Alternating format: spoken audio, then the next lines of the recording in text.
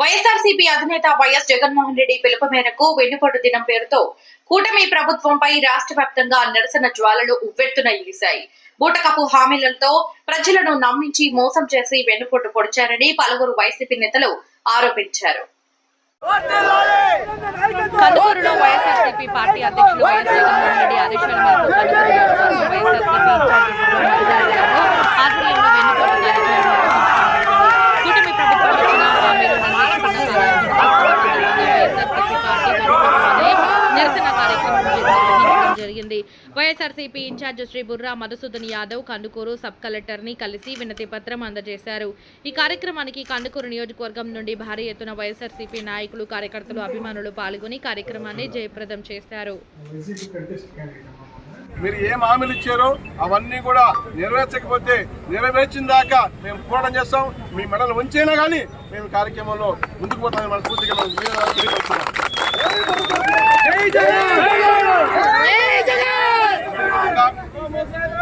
అదేవిధంగా గౌరవ మాజీ ముఖ్యమంత్రి గారు ఇంటి దగ్గర సెక్యూరిటీ తీసేస్తారు, ఆయన పర్సనల్ అంగరసం తీసేస్తారు, పై ప్రాంతం ఆయన గురి చేస్తారు.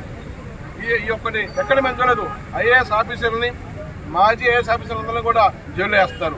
దగ్గర 30 మంది ఐఏఎస్ ఆఫీసర్ని వీఆర్ పంపించారు. రెడ్ బుక్ పాలన చేస్తున్నారు. అందరూ గమనిస్తున్నారు. మీరు అనుకుంటారేమో మమ్మల్ని గెలిపించారు, మేము చేసే ప్రతి పని శిలాశాసనం ఉంటారు.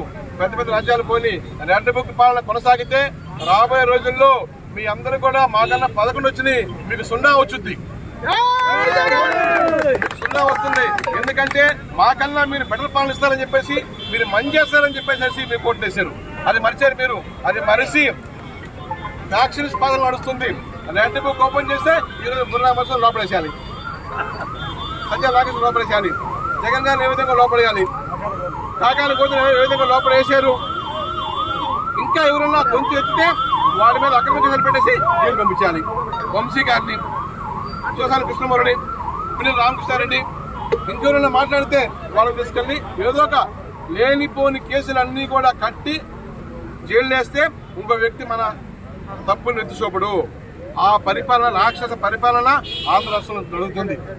దీని అందరూ కూడా ప్రజలు గమనిస్తున్నారు. మీరు ఇకనైనా మేలుకొని ఈ జరిగిన సంవత్సర దుర్మార్గ పాలనకి చలంకితం పాడి ఇంకా ధర్మం పాలన చేయాలని చెప్పి మీడియా ద్వారాగా ముఖ్యమంత్రి గారికి కుటుంబంతో తెలియపరుస్తున్నాం. అదే పవన్ కళ్యాణ్ గారిని తీసుకుందాం మనం. సీజు షిప్ని సీజ్ చేసేస్తున్నాం, అయిపోయింది. హెలికాప్టర్లో పోవాలి, రావాలి. షిప్ అయితే హ్యాపీగా వెళ్ళిపోయింది. షిప్లో నుంచి సూట్ కేసుల మటుకు వారికైతే వచ్చినాయి.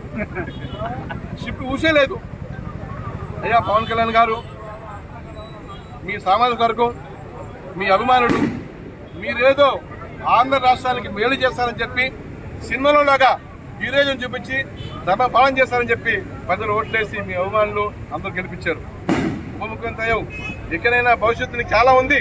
ఎక్కడైనా ఈ దుర్మార్గాల మీద గలం ఇప్పు, సరెండర్ కామాకు గలం ఇప్పు, హీరో అవుతావు, సినిమా హీరో అవుతావు. ఇక్కడ పొలిటికల్ హీరో అవ్వాలంటే నువ్వు గలం ఇప్పాల్సిందే. కూటమి ముందు చేస్తున్న దుర్మార్గాల మీద, అవినీతి మీద మాట్లాడు.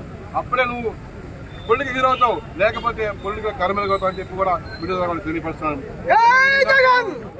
అదేవిధంగా ఈరోజు కందుకూరు కాన్స్టిట్యున్సీ 4 మూలల నుంచి వైఎస్ఆర్ శ్రేణులు, ప్రజలందరూ మహిళలు ముఖ్యంగా విచ్చేశారు.